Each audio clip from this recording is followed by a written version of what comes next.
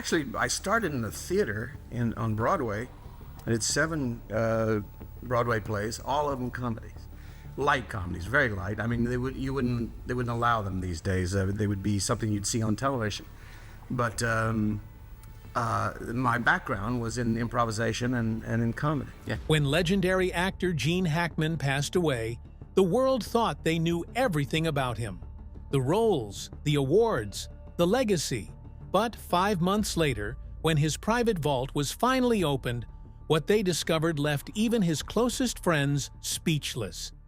Hidden inside wasn't just memorabilia, it was a story that revealed who Gene Hackman really was, beyond the silver screen. And once the door swung open, everyone froze. Gene Hackman was more than just an actor. He was a force of nature, the tough-as-nails star of The French Connection, Unforgiven, and countless other classics.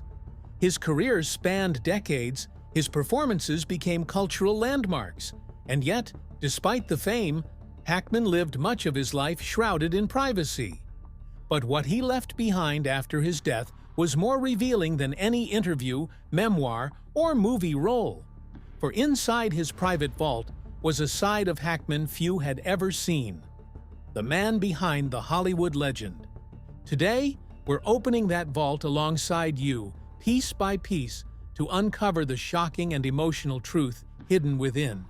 But what exactly was in there? And why did it take 5 months before anyone dared to open it? For decades, Gene Hackman lived quietly, especially in his later years after retiring from acting. While many celebrities chased the spotlight, Hackman retreated from it. He gave few interviews, avoided red carpets, and instead focused on a quieter, more private life. But tucked away in his estate was a vault. Friends and family knew about it, but none of them knew what was inside. Hackman had always been guarded about his personal affairs, and the vault was sealed under his strict instructions. When he passed, the question immediately arose: what could Gene Hackman possibly have locked away so tightly? Was it financial records, unreleased scripts, a hidden fortune, or something more personal? The vault sat untouched for months as lawyers and family debated when, and even if, it should be opened. The longer it stayed closed, the greater the mystery grew. And when the decision was finally made to open it, no one was prepared for what they found. But what was so shocking that it made grown men and women stop in their tracks? The vault door creaked open, the metallic clang echoing through the quiet room. For a moment, nobody moved. It wasn't filled with gold bars or rare jewels. Instead, the shelves were stacked with dusty boxes, carefully labeled in Hackman's unmistakable handwriting. The first box pulled from the shelf contained something unexpected: letters. Dozens of them, handwritten, yellowing with age. They weren't fan mail, nor were they business contracts. They were personal letters from Gene himself, to family, old friends, and even to people he'd fallen out of touch with. Each letter told a story, revealing a man filled with reflection, regrets, and a yearning to connect. One letter in particular stopped everyone cold. It was addressed to an old co-star, someone Hackman had famously feuded with on set decades earlier. Instead of anger, the letter carried words of apology and reconciliation, written but never sent. For those who knew Gene, it was a stunning reminder that even the toughest men carry unspoken burdens. But the letters were just the beginning. In the corner of the vault was a locked chest, heavier and older than anything else inside. When they pried it open, the contents revealed a side of Hackman almost no one knew existed. What could possibly be so important that he kept it hidden away for decades? Inside the chest were sketchbooks, filled page after page with drawings, not random doodles, but detailed architectural designs and motorcycle sketches, a passion Hackman had quietly pursued throughout his life. Many fans never realized that behind the Hollywood image was a man obsessed with design and mechanics. The drawings weren't just idle fantasies, they were blueprints for motorcycles he had built, modified, and tinkered with in secret workshops over the years. Some designs even bore signatures of close friends who had collaborated with him, revealing a hidden brotherhood far away from the film sets. Next to the sketchbooks sat old photographs, black and white images of Hackman as a young man, leaning against motorcycles he'd built with his own hands. The photos showed a different Gene, smiling, carefree, alive in ways Hollywood never captured. But at the bottom of the chest lay something even more surprising. A folder, sealed tightly, with "For After I'm Gone" scrawled across the front. What message did Gene Hackman want the world to see only after his death? The room fell silent as the sealed folder was placed on the table. Everyone knew this wasn't just another stack of sketches or letters. Hackman had deliberately marked it to be opened after his passing. Hands trembled as the seal was broken, and inside were pages of handwritten notes. It wasn't a will nor a financial record. It was something more intimate. Gene Hackman had written what could only be described as a memoir, but one he never intended to publish in his lifetime. In these pages, Hackman reflected on the choices that defined him. He wrote candidly about the pressure of fame, the roles he took for money instead of passion, and the friendships lost to pride and ego. He confessed regrets about the time he missed with his family, time consumed by film sets and endless schedules.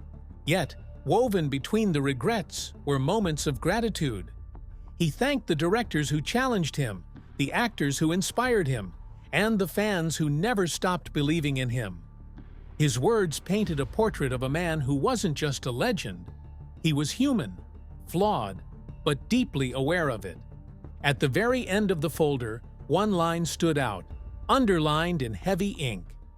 "If you remember me, remember the man, not the movies." The weight of those words left everyone in the room frozen. For the first time, they weren't looking at Gene Hackman the actor. They were looking at Gene Hackman, the man. But as moving as the letter was, the vault still held one more secret.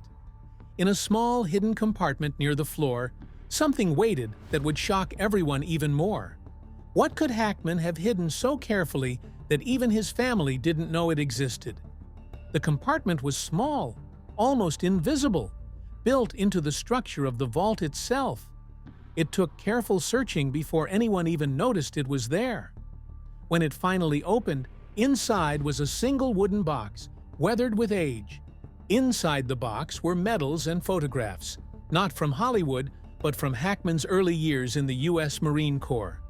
Many fans had heard he served in the military, but few understood the depth of that service. Here were his commendations, personal letters from fellow Marines, and even a small notebook filled with his thoughts during deployments. These artifacts revealed a young man who had struggled with discipline, purpose, and self-doubt long before the fame. Hackman wrote about feeling like an outsider, about questioning his future, and about the relentless drive to prove himself.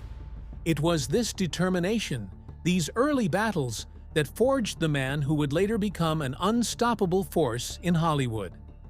At the bottom of the box was something even more poignant. A photograph of Hackman with a group of Marines smiling, arms around each other. On the back, in Hackman's handwriting, were the words, "My first real family." For those who knew Hackman only as an actor, this discovery was staggering. His identity wasn't built in Hollywood.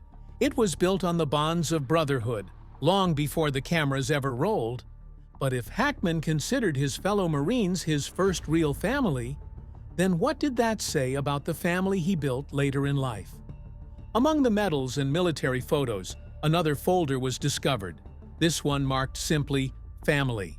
Inside were dozens of photographs, postcards, and letters that Hackman had saved over decades. Some were from his children, filled with crayon drawings and playful notes from when they were young.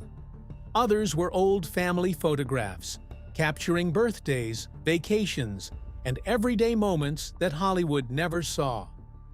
What stunned everyone most was how carefully he had preserved these memories.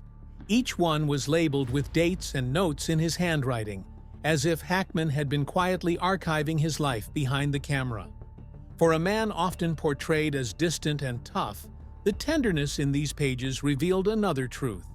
Family had always been at the center of his world. But there was another side too. Tucked within the folder were letters Hackman had written to his children but never sent. Some spoke of pride and love, while others were apologies, regrets for the times he wasn't there, for missed moments, and for letting his career consume him. Reading them was like peeling back layers of a man who wanted desperately to be understood but struggled to say the words out loud. For his family, these unsent letters were bittersweet treasures, painful reminders of absence, yet undeniable proof of love.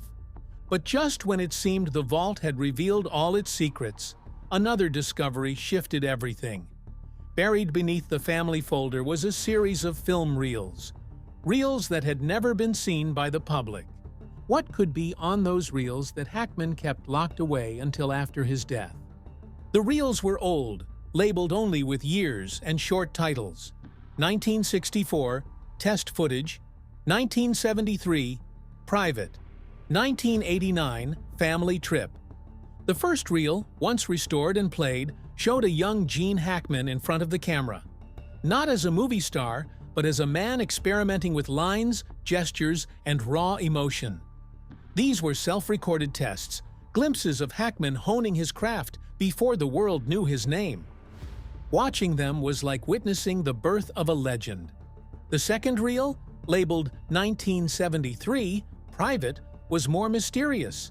It contained behind-the-scenes moments from the French Connection and The Conversation, captured by Hackman himself. But instead of Hollywood glamour, the footage showed exhaustion, frustration, and the strain of working under immense pressure. It humanized him in a way fans had never seen. Then came the most surprising reel, 1989 family trip. This wasn't Hollywood at all. It was Hackman filming his family on vacation, laughing, playing, and enjoying the simple things in life. It was a stark contrast to the serious, stoic figure the world thought they knew. The reels revealed the private Gene Hackman, a man obsessed with his craft, burdened by fame, but ultimately a father and husband who cherished ordinary joy. But alongside the reels was one final envelope, marked in bold letters, "Do not open until everything else is seen." What final truth had Hackman saved for the very end? The envelope sat on the table like a weight, heavier than anything else discovered so far. The instructions were clear: do not open until everything else is seen. His family and close friends knew this was deliberate. Hackman had wanted them to see the letters, the sketches, the reels, the fragments of his private life. Before this final revelation, when the seal was finally broken, the contents were startling in their simplicity. Inside were several typed pages, each one dated across different years. It wasn't a diary, but a series of reflections Hackman had written over time, like messages to the future. One entry from the early 1980s spoke about the loneliness of fame. Hackman described being surrounded by people, yet feeling utterly isolated. Another page from the 1990s revealed his growing disillusionment with Hollywood, how the industry often cared more about profit than artistry, leaving him yearning for authenticity. But the most moving entry was dated only a few years before his death. In it, Hackman wrote about peace. He described long walks, simple meals, quiet evenings, and how in the end, it wasn't the awards or accolades that mattered to him, but the love of family and the small joys of everyday life. At the very end of the envelope was a single line that silenced the room. "If this vault is opened, it means I am gone. Please remember that what you've seen here, the letters, the films, the mistakes, and the love, is who I truly was." Everyone froze. The vault wasn't just a collection of things, it was Gene Hackman's way of telling his story one final time. But the discovery didn't just bring closure. it sparked one final question. Why had Hackman gone to such lengths to hide all of this until after his death? The answer may lie in the kind of man Hackman always was. He spent a lifetime avoiding the spotlight outside of his work. While other actors gave endless interviews and basked in fame, Hackman was different. He wanted his performances to speak for him. Not the tabloids, not the gossip, not the red carpets. The vault was his way of protecting that privacy. He didn't want his vulnerabilities dissected by the public while he was alive. He didn't want his regrets turned into headlines. He wanted control over his story. And by sealing it in the vault, he ensured that his truth would be revealed on his terms, not Hollywood's. In the end, the vault became his greatest role. It told the story of a soldier, a father, an artist, and a man who wrestled with the weight of fame but never lost sight of what mattered most. It was his way of stepping off the stage with dignity, leaving behind not just films, but fragments of a soul few had ever seen. And as the vault closed again, those who stood there understood. The mystery of Gene Hackman wasn't solved that day. It was deepened, because if this is what he revealed after 5 months, what else might still be out there, hidden in the life of one of Hollywood's most private legends? When the vault was finally opened, it wasn't riches, scripts, or Hollywood secrets that stunned the world. It was the raw, unfiltered truth of a man who had lived a full, complicated, and deeply human life. Gene Hackman wasn't just an Oscar-winning actor. He was a Marine, a father, a dreamer, an artist, and above all, someone who wanted to be remembered for more than just his movies. The Vault was his final performance, a carefully crafted story that only unfolded after his passing. It revealed regrets, gratitude, hidden passions, and the simple joys he valued most. It reminded us that behind the legends we admire on screen are real people, carrying their own burdens, secrets, and truths. And maybe that's what made Gene Hackman so unforgettable. He never pretended to be perfect. He played flawed characters because he understood flaws. He portrayed grit and humanity because he carried them himself. So, as we close the door on Hackman's vault, we're left with more than mystery. We're left with a reflection that legacies aren't built on fame alone, but on the lives we touch and the truths we leave behind. What do you think? If you had a vault like Hackman's, what would you leave inside for the world to discover? Let us know in the comments, and don't forget to subscribe for more untold stories of the stars you thought you knew. Because sometimes the most shocking treasures aren't found in gold or fame, but in the hearts of those who leave us behind.